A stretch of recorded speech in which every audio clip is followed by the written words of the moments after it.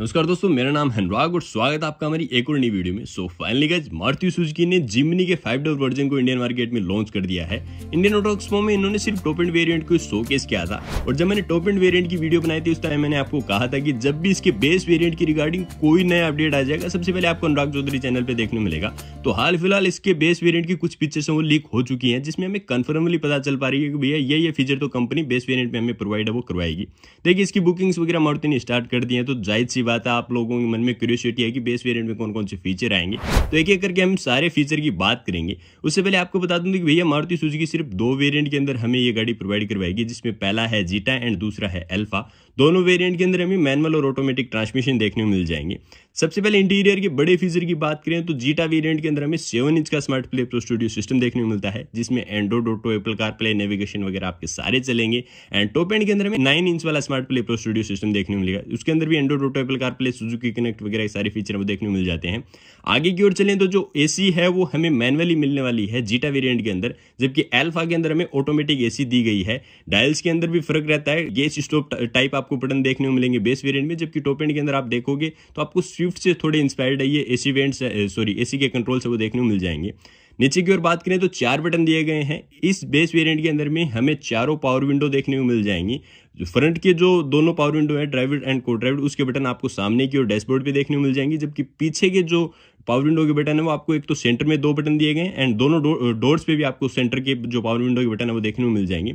Driver side की जो power window है वो ऑटो अप और डाउन के फीचर के साथ में मिलने वाली है। एमआईडी की बात करें तो जैसे हमें टॉप मॉडल के अंदर एमआईडी मिलती है मोनोक्रोम के अंदर, वैसी ही हमें बेस वेरिएंट के अंदर ही कंपनी प्रोवाइड करवाई है, जो काफी ज्यादा अच्छी बात है। स्टीयरिंग की बात करें तो स्टीयरिंग हमें टिल्ट और टेलीस्कोपिक फंक्शन के साथ ही मिलने वाला है। लेदर रैप स्टीयरिंग नहीं मिलेगा जैसे हमें टॉप मॉडल के अंदर मिलता है, लेकिन स्टीयरिंग माउंटेड कंट्रोल दिए गए हैं। क्रूज कंट्रोल भी नहीं मिलता है, वो टॉप एंड वेरिएंट का फीचर है। एंड और फीचर की बात करें तो नीचे की ओर हमें मैनुअल हैंड ब्रेक देखने को मिल जाएगा। सीट्स की बात करें तो फैब्रिक सीट्स दी गई है एंड ऊपर की ओर IRVM ये मैनुअली दिखाई दे रहा है। बाहर की ओर बात करें तो इसके अंदर फॉग लैंप है वो नहीं मिलने वाले हैं, ना ही हमें प्रोजेक्टर बेस LED हेडलैम्प मिलने वाले हैं। टॉप एंड वेरिएंट के अंदर मिलते हैं और DRL भी नहीं दिए गए हैं। आप इन हेडलैम्प के अंदर देखोगे तो नीचे की ओर एक हैलोजन के अंदर पार्किंग बल्ब है वही दिया गया है। टॉप एंड के अंदर कुछ इस प्रकार की आपको LED के अंदर लाइट्स है वो देखने को मिल जाती है, जिनकी काफी ज्यादा अच्छी विजिबिलिटी है। मारुति अपनी लाइट्स के लिए तो हमेशा से है वो जानी जाती है। एंड पुश स्टार्ट बटन भी हमें जीटा वेरिएंट के अंदर देखने को नहीं मिलेगा। एंड पुश स्टार्ट बटन नहीं मिल रहा है तो हमें ड्राइवर एंड को ड्राइवर रिक्वेस्ट सेंसर भी देखने को नहीं मिलेंगे, जैसे हमें अल्फा वेरिएंट के अंदर देखने को मिलते हैं। कुछ इस प्रकार की 2 रिमोट की कंपनी हमें प्रोवाइड है इस वेरिएंट के अंदर करवाने वाली है। एंड ORVM को अगर बात करें तो ORVM सिर्फ हमें एडजस्ट करने वाली इलेक्ट्रिक के अंदर मिलेंगे। फोल्ड अनफोल्ड है वो हमें हाथ से ही करने पड़ेंगे। टॉप एंड वेरिएंट के अंदर ये फीचर भी आ जाता है कि ये फोल्ड अनफोल्ड भी बटन से वो हो जाते हैं। एंड हेडलाइट वॉशर भी हमें देखने को नहीं मिलेगा। टॉप एंड वेरिएंट के अंदर ये फीचर भी मिलता है। मारुति पहली बार इस सेगमेंट के अंदर लेके आई है, क्योंकि ये SUV टाइप गाड़ी है, कीचड़ वगैरह के अंदर चलती है तो हेडलाइट थोड़ी गंदी हो जाए इनको साफ करने के लिए। लेकिन हमें पीछे के जो वाइपर और वॉशर है वो हमें जीटा वेरिएंट के अंदर कंपनी ऑफर कर रही है, जो काफी ज्यादा अच्छी बात है।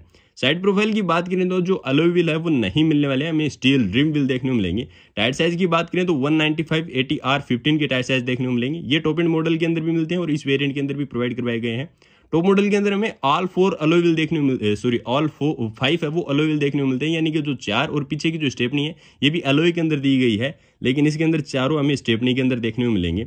एंड और बात करें तो जो डोर हैंडल्स हैं वो कलर्ड के अंदर ही हमें मिलने वाले हैं। एंड ऊपर की ओर हमें एक एंटीना दिया गया है टॉप मॉडल के अंदर जैसा मिलता है। पीछे की ओर मैंने आपको बता दिया कि जो पीछे के टेल लैंप वगैरह हैं जैसे हमें टॉप मॉडल के अंदर मिलते हैं, इस वेरिएंट के अंदर भी प्रोवाइड है वो करवाए गए हैं। कैमरा वगैरह अभी तक विजिबल नहीं हो पा रहा है, मे भी कंपनी इतनी जब कॉस्ट कटिंग कर रही है तो कैमरा की भी कॉस्ट कटिंग की है। मारुति नहीं चाहती कि बेस वेरिएंट के अंदर भी हम कैमरा प्रोवाइड करवा दें तो फिर टॉप मॉडल खरीदेगा ही कौन। तो कैमरा आपको देखने को नहीं मिलेगा, टच स्क्रीन जरूर है वो प्रोवाइड करवाई गई है। एंड और फीचर की बात करें तो हमें फैब्रिक सीट्स है वो वही देखने को मिलेंगी, लेकिन एडजस्टेबल हेडरेस्ट है वो कंपनी प्रोवाइड करवा रही है सभी सीट्स के अंदर। एंड और फीचर वगैरह की बात करें तो पीछे के जो अगर आप स्पेयर टायर देखोगे तो उसको कवर है वो कपड़े से किया गया है, जबकि टॉप एंड वेरिएंट के अंदर आप देखोगे तो एक प्लास्टिक का पार्ट है वो ऐड हो जाता है।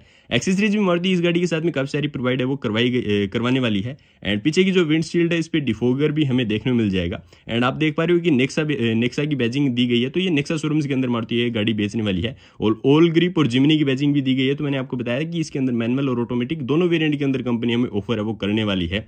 एंड फ्रंट की ओर से बात करें तो जैसे टॉप मॉडल के अंदर हमें ग्रिल मिलती है, same as it is radiator grill है वो वैसे ही प्रोवाइड करवाई गई है, लेकिन जो नीचे की सिल्वर स्किड प्लेट है वो नहीं देखने को मिलेगी, ना फॉग लैंप वगैरह देखने को मिलेंगे। हेडलैम्प भी जैसे मैंने आपको बताया हेलोजन के अंदर है। एंड साइड प्रोफाइल में जो आपके टर्न इंडिकेटर है वो आपको फेंडर पे मिलने वाले हैं, टॉप एंड के अंदर भी फेंडर पे मिलते हैं, थोड़ा एसयूवी लुक इस गाड़ी को देने के लिए।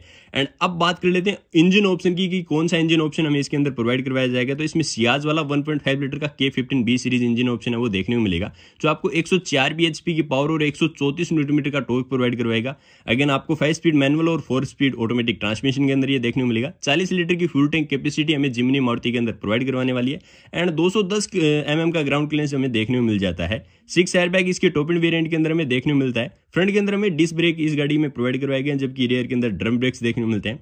एंड बूट स्पेस की बात करें तो हमें 208 लीटर का बूट स्पेस है वो देखने को मिल जाता है। सेफ्टी फीचर्स की बात करें तो हमें ABS EBD जैसे स्टैंडर्ड जो सेफ्टी फीचर है, 4 पार्किंग सेंसर वगैरह हमें प्रोवाइड करवाए जाते हैं।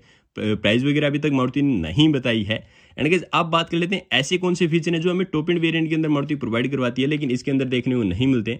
तो उनमें अलग अलग है कि फ्रंट LED DRLs हो गए, प्रोजेक्टर बेस LED हेडलैम्प्स हो गए, हेलोजन फॉग लैंप हो गए, and single tone alloy wheel हो गए, फिर चाहे वो फेंडर इंडिकेटर या फिर UV कट ग्लास हो गए। टॉप एंड बेस वेरिएंट के अंदर हमें UV कट ग्लास भी नहीं मिल रहे हैं। एंड को ड्राइवर एंड को ड्राइवर रिक्वेस्ट सेंसर देखने को मिल जाते हैं। फुट स्टेप दिया गया है, foot step as an accessories का पार्ट है। एंड इलेक्ट्रिक एडजस्टेबल ORM हो गए, स्पेयर टायर हो गया जो अलॉय के अंदर मिलने वाला है। साथ ही हेलोजन टेल लैंप हो गए, 4 parking sensor, camera, request sensor, पीछे की ओर भी रिक्वेस्ट सेंसर दिया गया है। टॉप एंड मॉडल के अंदर जो बूट वाला एरिया है, डोर है, वहां पे भी आपको देखने को मिल जाएगा। अंदर की ओर 9 इंच का smart play pro studio system. 4 speaker हमें इस वेरिएंट के अंदर भी देखने को मिलते हैं और टॉप एंड वेरिएंट के अंदर भी प्रोवाइड करवाए गए हैं, लेकिन ऑटोमेटिक AC का फीचर है वो हटा लिया गया है। एंड फ्रंट जो पावर विंडो का बटन है, जो पुश स्टार्ट बटन है, वो भी हमें देखने को मिल जाएगा। टिपिकल वही मारुति काफी सारी गाड़ियों के अंदर यूज में लेती है, वही पावर विंडो का बटन भी इस अल्फा वेरिएंट के अंदर प्रोवाइड करवाया गया है। एंड और बात करें तो आपको आगे की ओर AC टाइप जो USB सॉकेट है वो देखने को मिल जाएगा। Steering mounted control, cruise control, leather app steering हो गए। तो ये कई सारे फीचर हमें बेस वेरिएंट के अंदर देखने को मिलते हैं जो टॉप एंड वेरिएंट के अंदर कंपनी है वो नहीं प्रोवाइड करवा रही है। देखिए प्राइसिंग वगैरह अब तक जिमनी की नहीं है, लेकिन माना जा रहा है 10 लाख रुपए से लेकर 12 लाख रुपए तक आने वाली है। एंड एक कंसर्न और बन जाता है कि मारुति ने सिर्फ इस गाड़ी को 2 वेरिएंट के अंदर ही लॉन्च की है, कम से कम 4 वेरिएंट के अंदर इस गाड़ी को लॉन्च है वो करना था, तो जो फीचर का डिवाइडेशन है वो सही तरीके से हो जाता। अभी क्या है कि मारुति ने बेस वेरिएंट के अंदर बिल्कुल ही फीचर हटा लिए हैं, जबकि टॉप एंड वेरिएंट के अंदर इसको पूरा फीचर लोडेड बना दिया गया है। जैसे पुश स्टार्ट बटन, 9 इंच का smart play pro studio system वगैरह हो गया, या फिर जो प्रोजेक्टर बेस हेडलैम्प वगैरह हो गए। वरना अगर फ्रोंक्स या फिर ग्रैंड विटारा के अंदर देखोगे तो उसमें जो फीचर का डिवाइडेशन है वो अच्छी तरीके से किया गया है। इसमें बेस में सारे फीचर अब वही हटा लिए गए हैं। तो कल को कोई बंदा अगर बेस वेरिएंट खरीदे तो उसमें बिल्कुल भी फीचर नहीं मिलेंगे।